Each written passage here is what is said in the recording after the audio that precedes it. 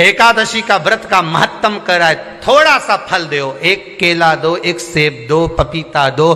तुम जो फलहार कर रहे हो, चाहे तुम मोरधान पा रहे हो, चाहे तुम जो सामग्री पा रहे हो, पर वो थोड़ा सा दो, पर गौ माता को उस दिन फलहार दो, अगर एकादशी का आपका व्रत है तो।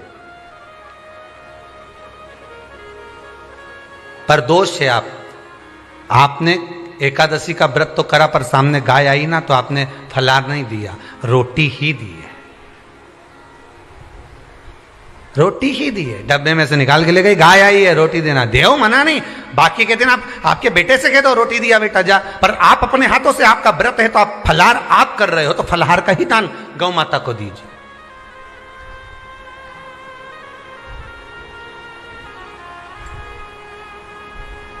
बच्चों से कह दो, जाओ सेवक से कह दो जाओ जरा दे के आओ रोटी, पर आप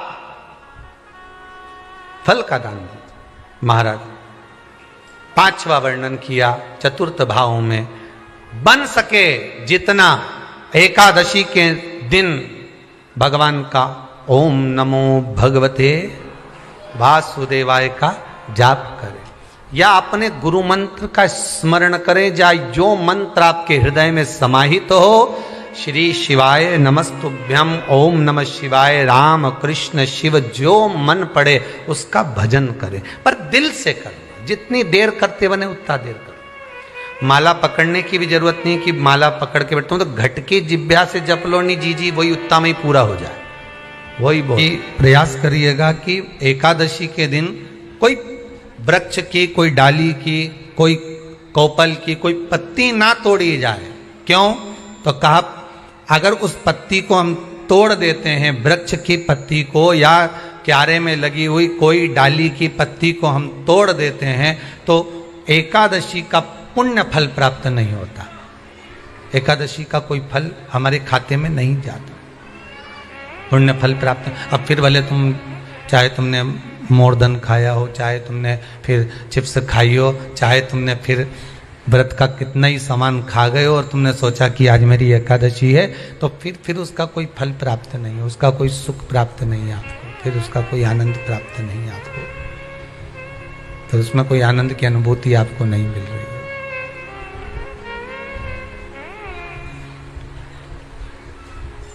फिर उसमें कोई फल की प्राप्ति आपको नहीं हो रही। आस्था चैनल के माध्यम से जितने भी एकादशी करने वाले हैं और चतुर्थी का व्रत करने वाले हैं, बहुत ध्यान से आज की कथा सुनना कि एकादशी का आपसे आपके बच्चे पूछेंगे, मम्मी हम भगवान विष्णु का दर्शन करते हैं, हम राम जी का दर्शन करते हैं, हम कृष्ण भगवान का दर्शन करते हैं, हम भवानी माता का दर्शन करते हैं, हम शंकर जी का दर्शन करते हैं, हम सारे देवी देवताओं का दर्शन करते हैं, पर ये एकादशी माता तो कभी नजर ही नहीं आती। पूछेंगे कि नहीं पूछेंगे कि तुम जिस एकादशी का व्रत करते हो, इनका जन्म कहां से हुआ, कहां जन्मी थी? एकादशी की जन्मस्थली कहां है? भाई भगवान कृष्ण की जन्मस्थली तो मथुरा है, श्री राम जी महाराज की जन्मस्थली बोल दो जम के अयोध्या है।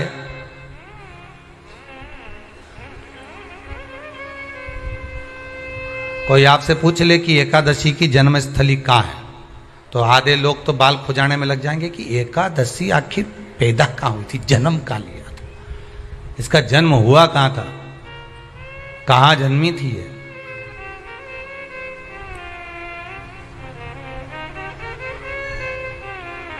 इसका जन्म स्थल है कहाँ? और अगर मान लो जन्म स्थल एकादशी का है,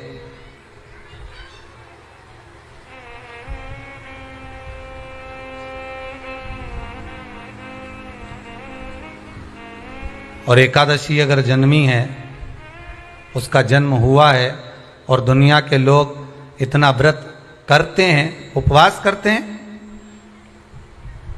तो फिर इसका जन्म स्थल कहां होगा? तो कहा इसका जो जन्म स्थल है वो बद्रीनाथ। कहां पर है? बद्रीनाथ। और उस बद्री विशाल में भी एक गुफा जिसका नाम है हेमवती। क्या नाम है? हेमवती। उस गुफा में एकादशी का जन्म स्थल है। बद्री विशाल में हेमवती गुफा, जो 12 योजन अंदर प्रवेश करने जितनी है, 12 योजन की गुफा के अंदर, हेमवती के अंदर एकादशी का प्रागट्य हुआ था, एकादशी का जन्म हुआ था।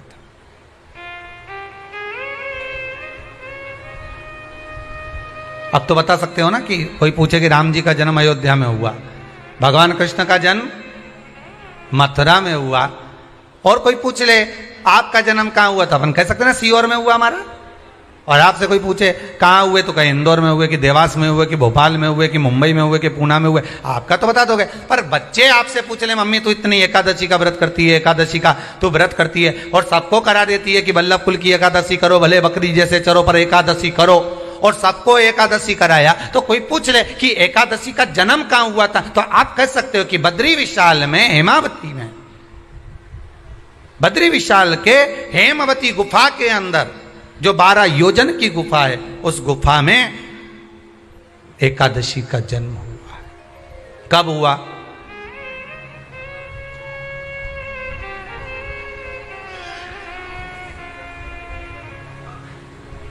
जन्म होने का कारण, राम जी के जन्म होने का कारण था रावण का संहार। भगवान कृष्ण के जन्म होने का कारण था कंस का संहार। नरसिंह भगवान के जन्म होने का कारण, प्रकट होने का कारण था हिरण्यकशिपु का संहार। वराह भगवान के प्रकट होने का कारण था कि पृथ्वी को जल पर लाकर ठहराना, हिरण्याक्ष का संहार।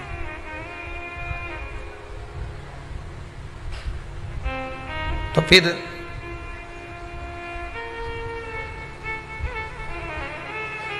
इसके जन्म का कारण क्या है? तो कहा इसके जन्म का केवल एक कारण है। सतयुग में, अब एक और बात का बहुत ध्यान दीजिएगा महाराज, सतयुग एक बार नहीं हुआ कि तुम सोचो कि सतयुग के बाद में द्वापर, त्रेता आ गया, त्रेता के बाद द्वापर आ गया, द्वापर के बाद कलयुग आ। एक सतयुग नहीं है, एक त्रेता नहीं है, एक द्वापर नहीं है। ना जाने कितने कितने सतयुग निकल गए, ना जाने कितने कितने द्वापर, त्रेता, कलयुग, ना जाने कितने निकल गए।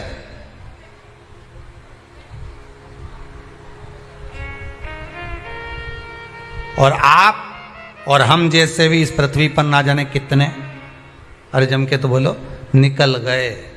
पृथ्वी वहीं की वहीं है, जिस मकान में रहते हो वो मकान भी वहीं की वहीं है।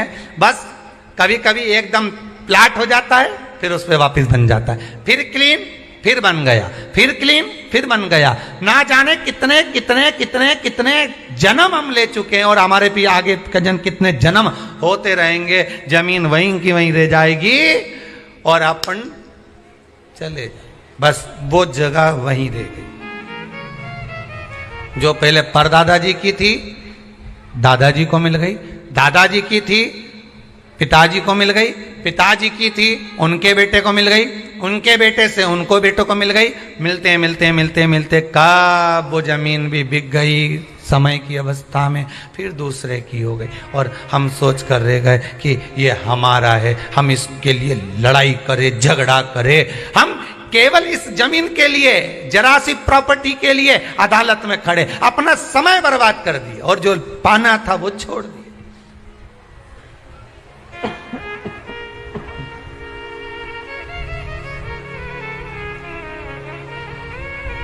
जो पाना था वो छोड़ दिया हमने।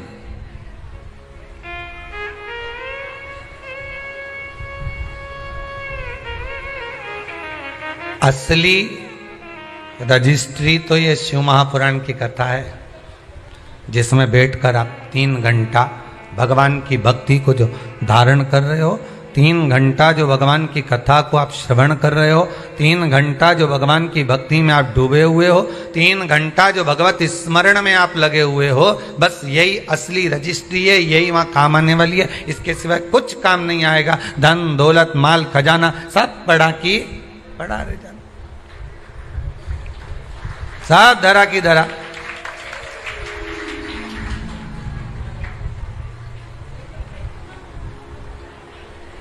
रह गया। वो एक लाइन आप लोग स्मरण करते होंगे, सज धज के जिस दिन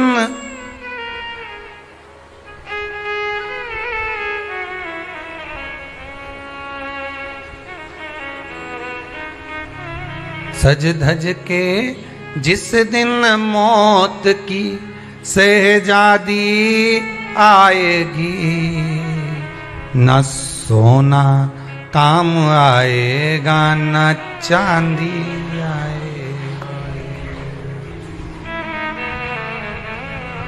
अलमारी में धरा की धरा रह जाएगा, लॉकर में पड़ा की पड़ा रह जाएगा। लॉकर में पड़ा की पड़ा है, अलमारी में धरा की धरा है। कपड़े भी सारे घड़ी बने की बने रखे, कपड़े भी धरे की धरे रह गए और सब पड़ा रह गया। कि छोटा सा तू कितने बड़े अरमान हैं तेरे, मट्टी का तू सोने जैसे मान है तेरे। मट्टी की काया एक दिन मट्टी मिल जाएगी, न सोना काम आएगा न चांदी आएगी, न सोना काम आएगा न चांदी आएगी। सज धज के जिस दिन मौत की शहजादी आएगी, ना सोना काम आएगा ना चांदी आएगी, ना सोना काम आएगा ना चांदी आएगी। सब पड़ा रह जाएगा, धरा की धरा रह जाएगा, सब पड़ा की पड़ा रह गया, जीव चला गया। झगड़ा करा, लड़ाई करी, विवाद करा, खूब झगड़े पर मिला क्या? इतनी सी जमीन है, इतनी।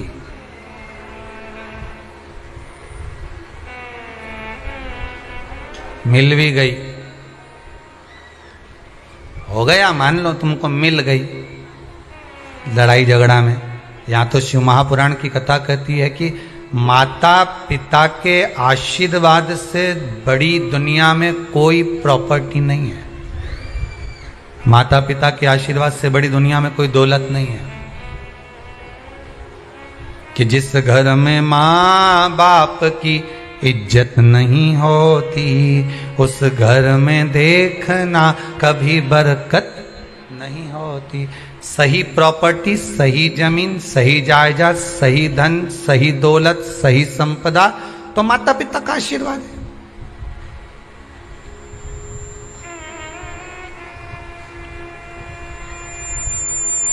सही दौलत तो वही है, सही जायदाद तो वही है। अब प्रयास करना एकादशी के दिन कोई पत्ती ना टूटे। अगर आपको तुलसी के दल की भी जरूरत है तो आप दूसरे से कह सकते हो कि मुझे तुलसी का दल ला दे।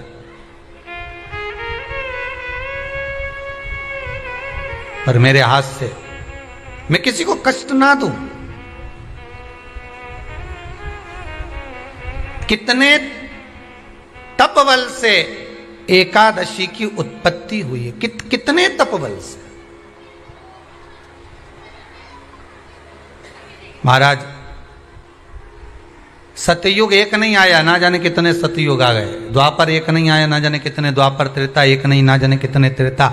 कलयुग ना जाने कितने हुए, और अपने जैसे भी ना जाने कितने। तो कभी कभी तुम अहंकार भी मत करना। अपने भीतर ये अभिमान नहीं आना चाहिए कि आपके बराबर कोई दान नहीं कर सकता। किसी के भीतर ये अहंकार ना आए कि हमारे बराबर कोई ये नहीं कर सकता, हमारे बराबर ये कोई बोल नहीं सकता, हमारे बराबर ये कोई होड़ नहीं कर सकता। नहीं नहीं, अहंकार को छोड़ दो।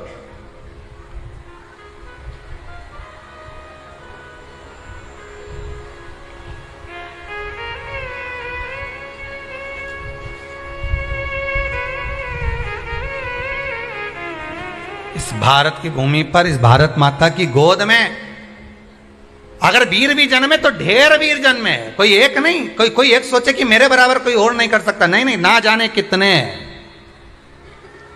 इस भारत माता की गोद में अगर दानी भी जन्मे तो ना जाने कितने।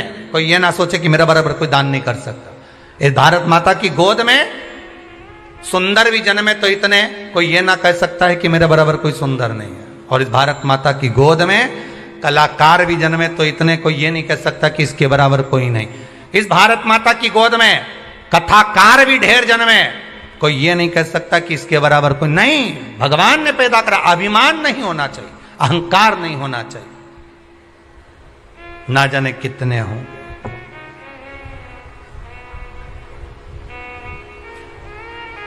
ना जाने कितने।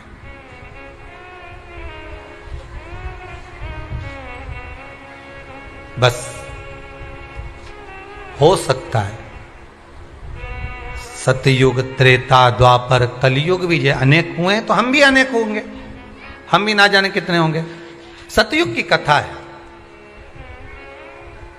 सतयुग में एक नाड़जंग नाम का एक असुर हुआ। देखिए, एकादशी के जन्म की कथा शायद आपने जिंदगी में कभी सुनी ना सुनी जीवन में, पर इस जीवन में मनुष्य की देह प्राप्त कर कर अगर आप शंकर की शिव महापुराण की कथा सुन रहे हो तो एक एक संवाद को अपने जीवन में उतार कर रखना, जिससे कई माताएं कहती है गुरुजी पहले हम ये चीज नहीं जानते थे, पर आपसे श्रवण कर कर ही तो कुछ मिलेगा। आने वाली पीढ़ी को हमको ज्ञान देना है। सियोर वाला महाराज तो 3 घंटा 2 बजे से 5 बजे तक आस्था चैनल पर, फेसबुक पर, यूट्यूब पर कथा बाज देगा। इसके बाद जवाबदारी आपकी है। कथा सुनने के बाद जवाबदारी आपकी है कि आपके बच्चों को शाम को भोजन कराते समय, आप रात्रि को अपनी बहन से बात करते समय, आप रात्रि को अपने रिश्तेदारों से बात करते समय उनसे भी प्रश्न कर सकते हो। क्यों आज तूने कथा सुनी थी? आज अपने एकादशी के जन्म की कथा सुनी कि एकादशी कब पैदा हुई, एकादशी का जन्म कब हुआ, कौन सी जगह पर जन्मी थी। अपने को मालूम था कि राम जी कहां जन्मे, अपने को मालूम था भगवान कृष्ण कहां जन्मे, अपने को मालूम था नरसिंह भगवान कहां जन्मे, पर अपने को एकादशी का जन्म कहां हुआ यह नहीं मालूम था। आप अपनी बहन से, अपने रिश्तेदारों से बात कर सकते हो। 3 घंटे की कथा तो आप यहां श्रवण कर लेते हो आस्था चैनल के माध्यम से, फेसबुक और यूट्यूब के माध्यम से। इसके बाद की जवाबदारी आपकी है कि इस कथा का प्रसाद आप किस किस को दे रहे हो। आप कथा का फोन लगाकर किस किस को बोल रहे हो कि 2 बजे से 5 बजे तक कथा आ रही है। सुनो, व्रत शिव महापुराण की कथा है। व्रत, उपवास जो अभी तक करते आए हैं उसी को सुन रहे हैं कि अब कैसे करना चाहिए। करते तो आए पर उसको करना कैसे। कहां जन्म ले लिया तो कहा महाराज बद्रीनाथ। कब जन्मी एकादशी? एकादशी का जन्म कब हुआ तो कहा एक नाड़ाजंग नाम का सुर था, राक्षस, जिसके पुत्र का नाम था मुर। क्या नाम है? मुर। मुरदैत्य। ये मुरदैत्य इतना विशाल काय था, इतना विशाल काय था, रहने वाला चंद्रावती नगर का था। कौन से नगर में रह रहा था? चंद्रावती नगर। बड़ा विशाल काय।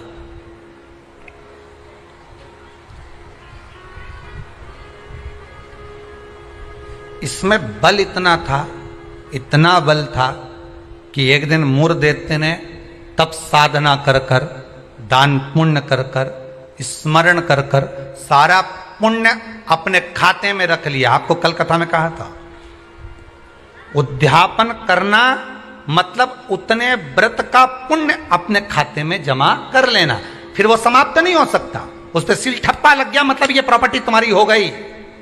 उद्यापन करना मतलब ये इतने व्रत तुम्हारे खाते में चले गए। अब ये व्रत तुम किसी को ना तो कहीं जा सकते हैं ना छिन्न हो सकते, क्योंकि उसका तुमने उद्यापन कर दिया, उस पर सील ठप्पा लग गया, उसकी रजिस्ट्री हो गई, वो आपका हो गया।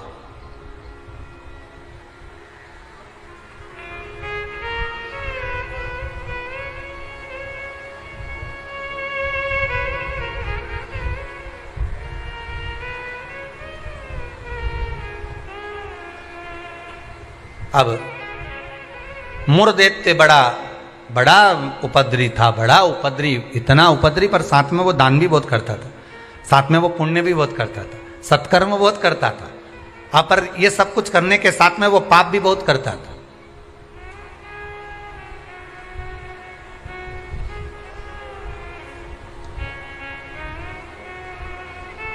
बहुत पाप करता था, पुण्य के साथ में पाप भी बहुत करता था। होता है व्यक्ति पुण्य के साथ में पाप कर भी देता है। शंकर जी के मंदिर में लोटा भर के पानी चढ़ाने गया और मन में विचार कर गया, बताओ अपने आप को कैसी इतर आ रही है, दूसरे को देख के अपन तुरंत उसी समय पे पाप करिए। बताओ अपने आप को कितनी इतर आ रही। अरे वो इतरा रही, इतरान दे, तू तो अपना शंकर जी के जल चढ़ाने, हरि ओम बोलने, नमः शिवाय बोलने, अपने घर जा। तेरे को क्या करना कि इतरा रही ने कहीं कर रही, वो करे करना। तुम तो शंकर जी भजो, शिव नाम जपो, शंकर का स्मरण करो और भगवान का भजन करके अपने घर जाओ बस। पर मुरदैत्य पुण्य भी करता था तो पाप बहुत करता था। इतना पाप कर्म था कि वो घबराए नहीं, बस पाप ही पाप में लिप्त हो जाए। समय आया, एक बार ये मुरदैत्य पहुंच गया अमरावती, अमरपुर, भगवान वैकुंठ अधिपति के उस भवन में जहां 33 कोटि देवता सदा विराजमान रहते हैं। ऐसे सुंदर आनंद में भगवान के धामों में पहुंच गया और जिस इंद्रलोक में जाता तो इंद्र को पकड़कर जमीन पर फेंक देता। आप बहुत अच्छे से सुनिएगा महाराज, देवता ऊपर जब युद्ध करते थे और युद्ध के मैदान से नीचे गिरते थे तो मृत्यु लोक में नहीं आते थे। कहां नहीं आते थे? मृत्यु लोक में। पर मुरदैत्य इतना बलवान था कि देवताओं को जब पकड़कर फेंकता था तो किसी लोक में नहीं जाते थे, मृत्यु लोक में ही जाते थे। अब बल देखिए कितना प्रबल होगा। कोई लोक नहीं, ऊपर से फेंका तो डायरेक्ट नीचे।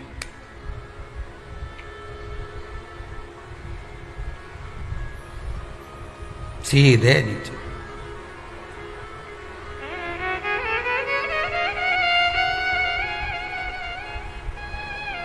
जितने लोक उतने देवता, और जितने लोक उतने देवता।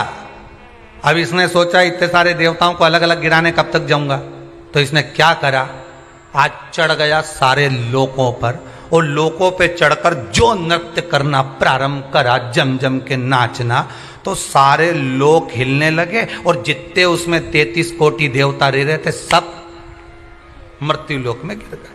अब सारे लोक में किसका राज्य हो गया? जम के बोलिए जरा, उस मुरदैत्य का। सारे लोग खाली, मुरदैत्य का राज्य। सारे देवता इकट्ठे होकर शंकर भगवान के पास में गए, क्योंकि मृत्यु लोक में आ गए तो मृत्यु लोक में कहां जाएंगे। आपको पहले भी कथा में कहा, मृत्यु लोक में जन्म हुआ है आपका, आप पृथ्वी पर जन्मे हो। और मृत्यु लोक में जन्म लेने के बाद अगर आप मन में सोचो कि हम शंकर की आराधना क्यों कर रहे हैं, अरे मृत्यु लोक में जन्म लेने के बाद शंकर की आराधना ही मूल है, शिव की आराधना ही जरूरी है।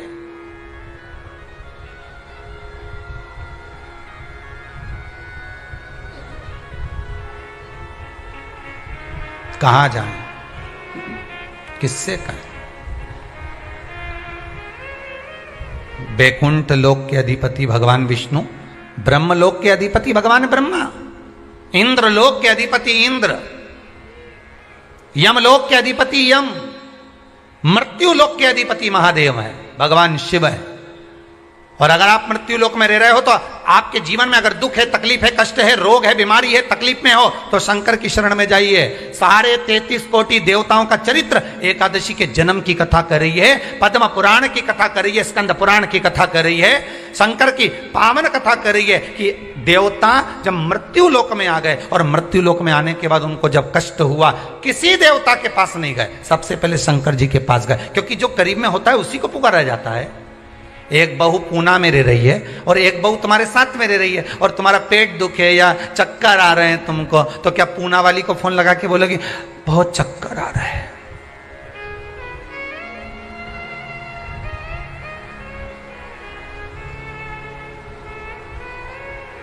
पूना वाली आएगी? अरे बोलो जम के तो बोलो। मुंबई वाली आएगी? वह इंदौर वाली जो जहां रह रही है वो नहीं आएगी। और जो जिससे कहना था उससे तो कहा नहीं, जो पास में रह रही है जरा सी देर में आवाज लगा देती, दरवाजा बड़ीक देती, घंटी बजा देती, चिल्ला कर बोल देती, फोन कर देती, आवाज लगा देती और कह देती बेटा जल्दी आप, बहू दौड़ कर आ, दौड़ कर आ, दौड़ कर आ।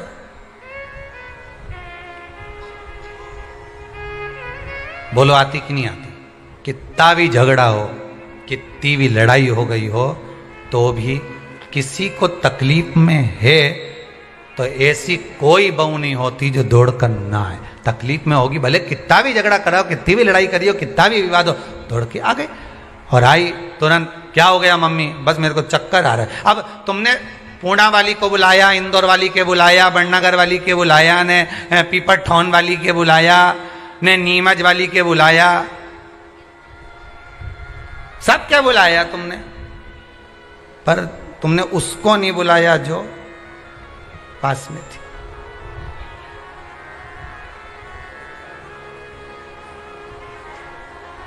जो नजदीक में थी। मृत्यु लोक में जब देवता नीचे गिर गए तो इनके नजदीक में कौन थे? भगवान शंकर। जब शंकर भगवान नजदीक में थे तो सारे देवता शिव जी के पास दौड़ कर गए, भोलेनाथ जी के पास दौड़ कर जाकर हर हर महादेव, हर हर महादेव, हर हर महादेव। जैसे ही हर हर महादेव बोला, शंकर भगवान के नेत्र खुल गए। शिव जी ने पूछा कैसे आना हुआ ये तो बताओ। कहा महाराज जी ये वो मुर दैत्य ने हम सबको नीचे पटक दिया। अच्छा तो फिर क्या चाहते हो? बस उस मुर दैत्य का संहार कर दो। शंकर भगवान बोले मुर दैत्य का संहार मैं करूंगा?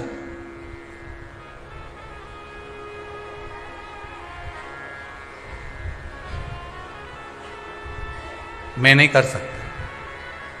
क्यों? उसका संहार भगवान विष्णु करेंगे। उनसे जब कहो जाकर, तो भगवान विष्णु तो हमारे, हम 33 कोटि देवता नीचे नजर आ रहे, पर भगवान विष्णु कहीं नजर नहीं आ रहे। हमको तो लग गया ऊपर से पटका होगा तो और नीचे चले गए होंगे। भगवान नहीं दिख रहे हमको, हमें नजर नहीं आ रहे, हम कहां ढूंढे उनको? ये हमारी दृष्टि है। हमारी दृष्टि से भगवान को हम देखने का प्रयास करेंगे ना, भगवान नहीं मिल सकता। भगवान को पाने के लिए भीतर की दृष्टि चाहिए, आत्मा की दृष्टि, मन की दृष्टि चाहिए। हमारी दृष्टि पे तो चश्मा लगा होता है। हाँ, ब्लैक कलर का लगा है तो ब्लैक दिखेगा, नीला लगा है तो नीला, पीला लगा है तो पीला, हरा लगा है तो हरा। उसी तरह हमारी दृष्टि पे चश्मा लगा है, कामी होगा तो कामी दिखेगा, लोभी होगा तो लोभी दिखेगा। चोर को चोर नजर आता है, साहूकार को साहूकार नजर आता है, बेईमान को बेईमान नजर आता है, ईमानदार को ईमानदार नजर आता है, धर्मात्मा को धर्मात्मा नजर आता है, पुण्यात्मा को पुण्यात्मा नजर आता है। साहूकार को साहूकार दिखेगा, ईमानदार को ईमानदार दिखेगा, ढोंगी को ढोंगी नजर आएगा, पापी को पापी नजर आएगा, कपटी को कपटी नजर आएगा। आप जैसा चश्मा लगाए होगे सामने वाला व्यक्ति वैसा नजर आएगा। आप अपनी आंखों का इलाज अच्छा करवाओ, सामने वाला व्यक्ति अपने आप ही अच्छा नजर आने लगेगा, अपने आप। हमारी सास तो हमेशा हमारा बुरा ही सोचती है। सास बुरा नहीं सोचती, चश्मा गड़बड़ हो गया। समझ गए? अरे बोलो तो, समझ गए ना? चश्मा गड़बड़ हो गया मतलब दृष्टि गड़बड़ हो गई। हमने देखा हमारी सास हमारा बुरा सोचती है, मतलब बुरे हम हैं, हम सोच रहे हैं बुरे। अगर अच्छा सोचते तो कह देते हाँ है तो सास ना, इन्होंने मेरे पति को जन्म दिया है, और मेरे पति को जन्म दिया, जब पति इतना प्रेम से मेरे से व्यवहार करे तो सास क्यों व्यवहार खराब करेगी? अरे बोलो तो करेगी। जब पति तेरे लिए जेब में भर के गजक लाए, कुरकुरा लिया है, चिप्स लिया है, तब तूने एक बार भी नहीं किया कि बताओ मेरा क्या जो, तो कहे पति अच्छा है पर सास बुरी। नहीं नहीं, दृष्टि हमारी बुरी है, उसमें हमें सामने वाला व्यक्ति गलत नजर आ रहा है। हम अच्छा देखना प्रारंभ कर देंगे ना तो हमको अच्छा मिलने लगेगा। बुरा जो देखन में चला और बुरा न मिलया कोई, कौन मिला फिर बुरा? ये मन।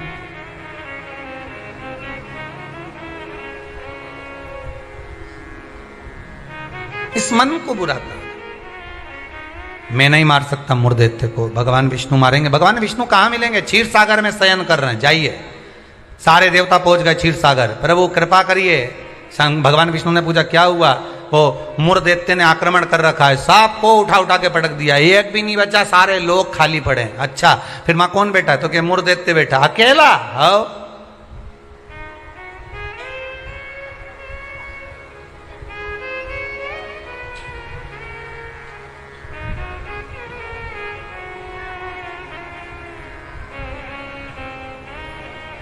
वो अकेला बैठा है। हाँ,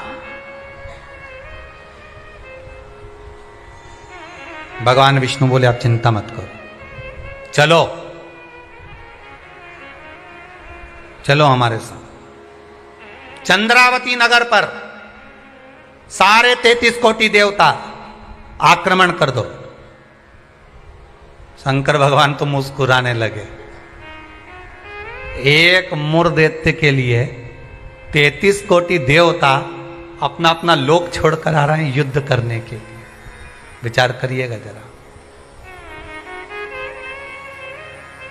एक व्यक्ति की हस्ती मिटाने में, एक व्यक्ति की हस्ती मिटाने में ना जाने कितने लग जाते हैं नीचे गिराने में, ना जाने कितने।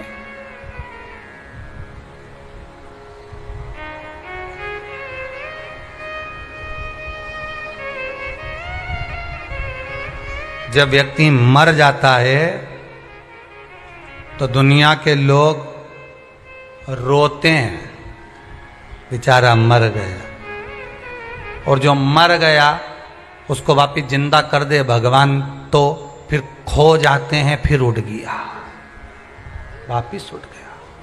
फिर ना जाने कितना मेहनत करेगा, कितना कमाएगा, ना जाने कितनी बिल्डिंग बना लेगा, ना जाने कितना धन जोड़ लेगा, खो गए। मरा तो रो गए। संसार का नियम है। एक व्यक्ति की मुर्दैत्य की मात्र हस्ती को मिटाने के लिए सारे आ गए, पर 33 कोटि देवता 15 मिनट नहीं लगे मुर्दैत्य को। 15 मिनट में मुर्दैत्य ने सारे देवताओं को हिला दिया, भाग गए। सारे 33 कोटि देवता भाग गए। तब भगवान विष्णु अकेले युद्ध के मैदान में थे, अकेले युद्ध के मैदान। और अकेले भगवान विष्णु जब युद्ध के मैदान में युद्ध प्रारंभ करा, भगवान ने उठाया सुदर्शन चक्र और भगवान ने उठाकर सुदर्शन चक्र को फेंका। मुर्दैत्य के जितने जितने असुर थे, जितने राक्षस थे, सबका संहार करने के लिए फेंका। फेंक तो दिया, सारे जितने असुर थे वो मर भी गए, पर मुर्दैत्य इतना प्रबल था कि उसने एक फूंक मारी, सबको जीवित कर दिया। भगवान विष्णु आश्चर्य में पड़ गए। गजब गजब। ये एकादशी के जन्म की कथा है।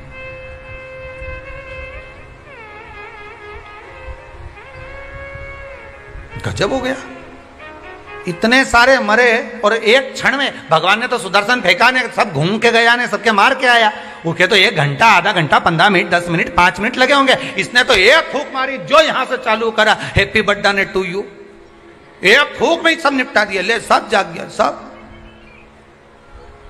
जैसे वो 11 साल होए तो लोग बाग 11 मोमबत्ती जला, हमारे यहाँ तो कहीं नियम नहीं है, हिंदू धर्म के शास्त्र के अनुसार ये नियम नहीं है कि मोमबत्ती को बुझाओ कि दिया बुझाओ। हमारे यहाँ तो जन्मदिन मनाओ तो दिया जलाओ, और पहले बात तो जन्मदिन मनाओ तो पहले सोच के मनाओ कि 14 साल के हो गए, मतलब भगवान के करीब जाते जा रहे हैं, करीब 35 साल के हो गए, मतलब 36वें में लग गए, उसकी ओर करीब पहुंच गए। जैसे जैसे उम्र बढ़ती जा रही, तुम तो केक काट रहे हो, ऊपर तो नगाड़े बज रहे हैं, भेरू आने वाला है, ऊपर नगाड़े बज रहे हैं। 68 का हो गया, गांव के लोग जन्मदिन मना रहे, ऊपर कह रहे तैयारी कर लो रे, थोड़ा और बचा है, आने वाला है।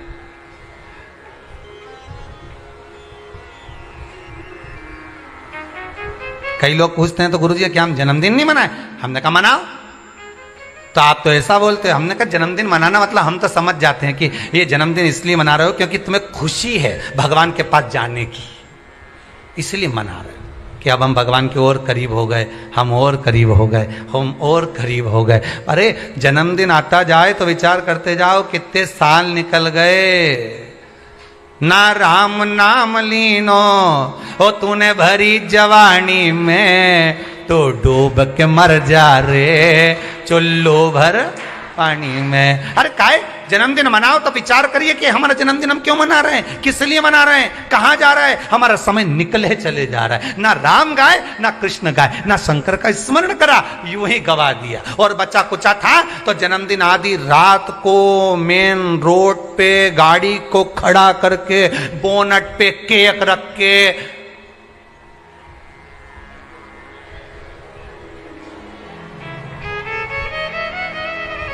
तो बेचारा इतना अच्छा व्यक्ति का जन्मदिन रोड पे मना रहे जैसे बेचारा अनाथ है रे, इसका कोई नहीं बापड़े का।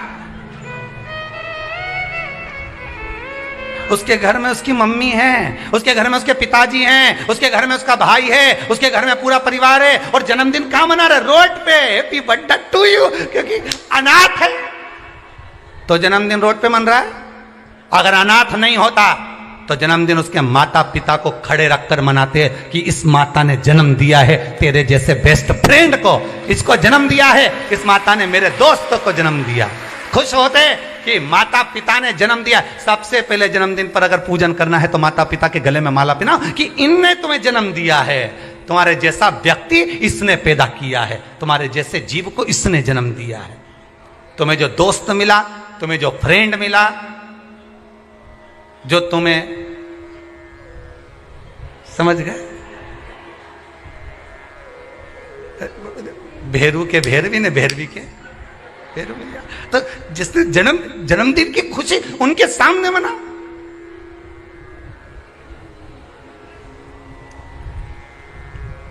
चले गए रोड पे, गाड़ी खड़ी कर ली, केक काट लिया, आधी रात को बम फटाका फोड़ लिया, बस। क्या मतलब?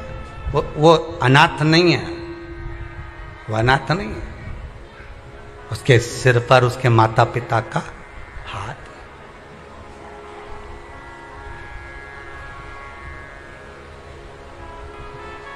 ने एक फूंक मारी केक की, सारी मोमबत्ती बुझा दी। और इस मुर देखते नहीं, एक फूंक मारी ने जितना गिरा पड़ा था नहीं सबके जगा दिया एक ही में।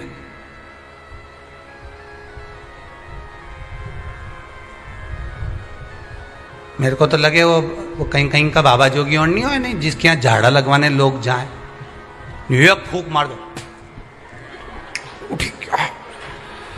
तो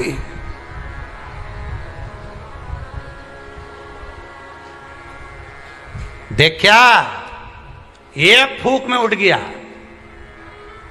तो जो उठा उससे पूछा कितना समय से बीमार पड़ा था ने? महाराज जी ने एक फूंक मारी ने उठ गया। वो बोला फूंक से उठा नहीं हूं, महाराज जी के मुंडा में ऐसी बदबू आई रही थी, एक बार में उठ गया। इसलिए भगा, ये दूसरी मार देगा फूंक तो निपटी जाऊंगा। तो तो मैं जाऊं।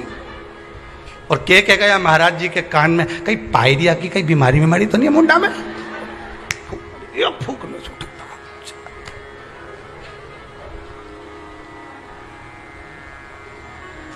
अब अभी महाराज जी ने उसको मारी थी, अब महाराज जी खुद के मार के देखो,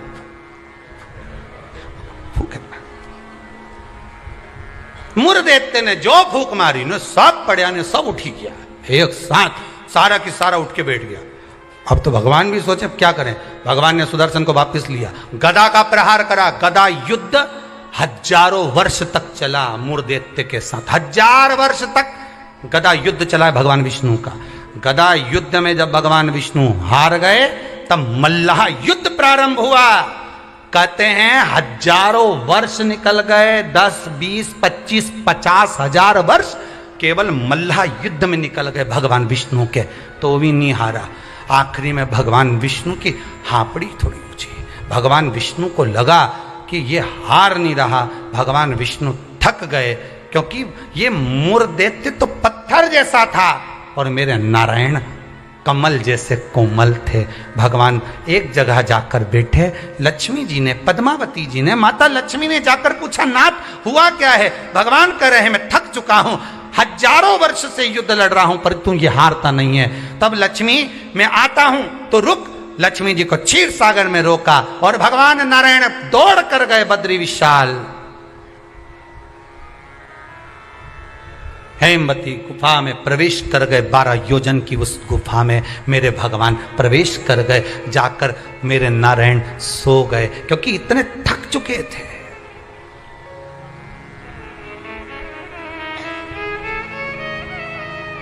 इतने थक गए थे। और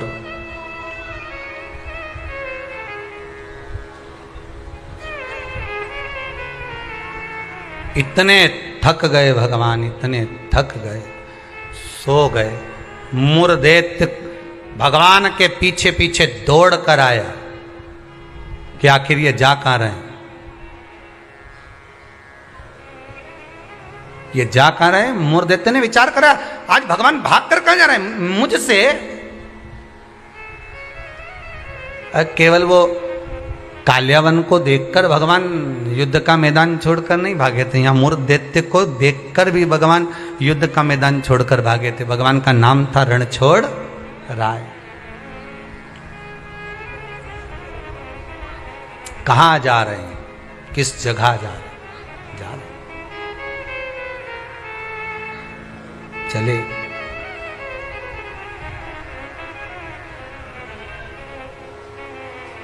गुफा में मुर्देत्य ढूंढते ढूंढते उस हेमवती गुफा के अंदर प्रवेश करने लगा।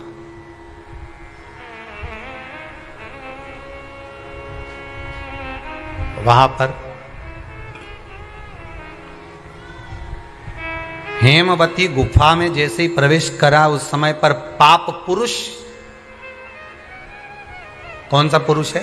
पाप व्यक्ति का जो पाप होता है, जब वो पुण्य वाली जगह पर जाता है, सत्कर्म वाली जगह पर जाता है, तो उसका जो पाप पुरुष है, उसका जो पाप है, वो उसके सामने आकर खड़ा हो जाता है। बहुत ध्यान देना।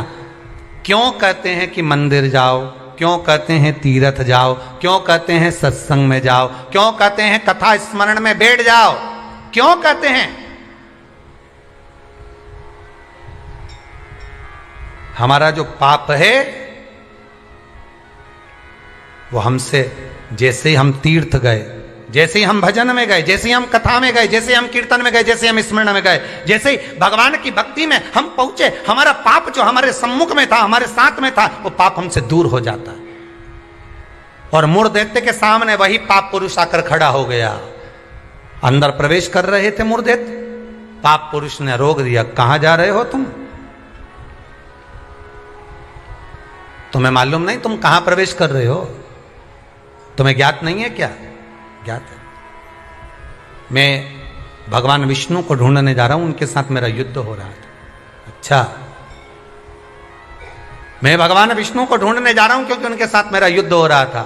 पाप पुरुष ने रोक दिया, अंदर नहीं जा सकते क्योंकि अंदर पुण्य है, आप रुको वहीं पर। रोक दिया। जब मुर्देत्य ने पाप पुरुष को हटाया और अंदर प्रवेश करने लगा। 11 दिन तक, एकादशी दिन तक, 11 दिन तक पाप पुरुष और मूर दैत्य दोनों की बात संवाद हुई है। पाप सामने है, मूर दैत्य प्रवेश कर रहा है, बीच में पाप अड़ा पड़ा है। और वहीं बस उस 11 दिन में क्या हुआ कि 11 दिन में भगवान विष्णु के शरीर से एक स्त्री ने जन्म ले लिया। एक कन्या ने, एक स्त्री ने, एक नारी प्रकट हो गई। नारी प्रकट है। मार्गशीर्ष मास कृष्ण पक्ष एकादशी के जन्मदिन की तारीख बता रहा है। जैसे भादो कृष्ण अष्टमी किसका जन्म है? भगवान कृष्ण का। चैत्र की नवमी बोलते जाओ, राम जी का। कोई आपसे पूछे कि एकादशी का जन्म कब हुआ था? मार्गशीर्ष मास की सुंदर कृष्ण पक्ष की एकादशी के दिन, जब 11वां दिन था भगवान को सोते हुए, तब भगवान के शरीर से एक कन्या ने, एक स्त्री ने जन्म लिया। 11वें दिन जन्मी, इसलिए भगवान आगे इसका नामकरण संस्कार करेंगे, उसका नाम एकादशी रखेंगे।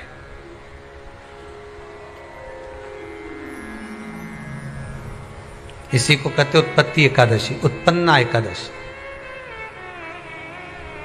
प्रकट हो आप पुरुष ने देखा कि कोई कन्या आ रही, बड़ी सुंदर है, बड़ी सरल, बड़ी अच्छी दिख रही है।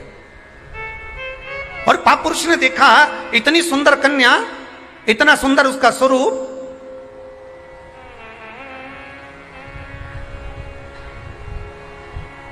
कईयों के मन में बड़ा प्रश्न होता है महाराज जी, कई माताएं बहुत प्रश्न करती हैं, कहती हैं गुरुजी क्या एकादशी का व्रत केवल वेदव्य नारी करती है? क्या एकादशी का व्रत केवल संत करते हैं, साधु करते हैं? नहीं नहीं, एकादशी का व्रत तो जन्म लिया बच्चे से लेकर मृत्यु के घाट पर पड़ा हुआ व्यक्ति भी एकादशी का व्रत कर सकता है। अपनी एकादशी स्वयं करो, मरने के बाद दूसरे लोग एकादशी दें, उससे अच्छा है कि अपना अकाउंट में खुद जमा करते चलो। तो बुरे वक्त में थोड़ा बहुत कहीं ना कहीं अपने का यमदूत आ गया, यमराज आ गया और उसने कहा लाओ एकादशी दो। अब तुम तो इंतजार में बैठी कि अभी 12वां तो हम दो, तो क्या 12वां के कहीं करेगी? तो क्या 12वां के हमारा छोरा उन्हें एकादशी देगा? तुम खड़े रहो। अब वो 10 दिन तक तो इंतजार करा। गरुड़ पुराण में लिखा है जीवात्मा के जब प्राण छूटते हैं, किसी के प्राण छूटे, प्राण छूटने के 10 दिन तक जीवात्मा घर की अटारी पर रहती है।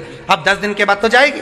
अब तुम तो कह रही अभी रुक जाओ रे, अभी कहाँ जा रहे हो? अभी एकादशी मेरे को मिलेगी, हमारा छोरा देगा, बहू देगी, बड़ी बहू देगी, छोरा देगा, पोता देगा, पोती देगी, नाती देगा, पंती देगा। और पंडित जी जब बैठे संकल्प दिलाया, बोलो तुम्हारे दादाजी के कितनी एकादशी दोगा? तो क्या हमने 5 दी, कोई के हम 14 दी, कोई के हम 10 दी, कोई के हम 3 दी, कोई के हम 2 दे दिए। तो कई दादाजी कई भिखारी था? ये दादाजी की कथा नहीं, अपनी कथा। अपन क्या भिखारी है जो दूसरे की एकादशी लेकर जाएंगे?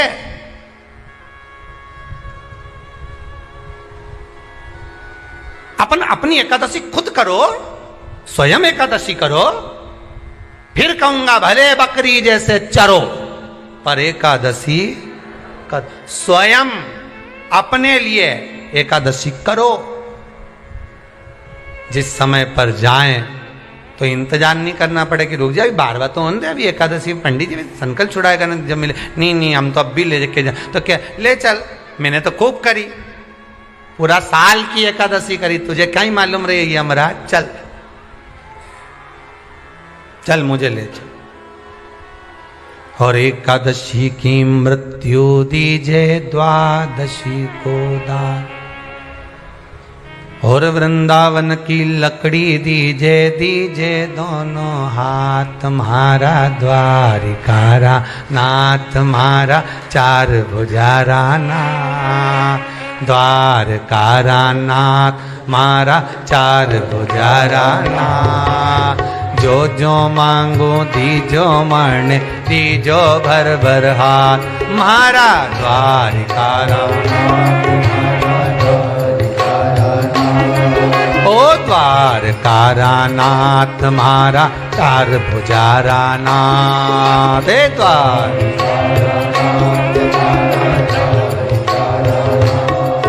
ओ जो मांगू दीजो मरण दीजो भर भर हाथ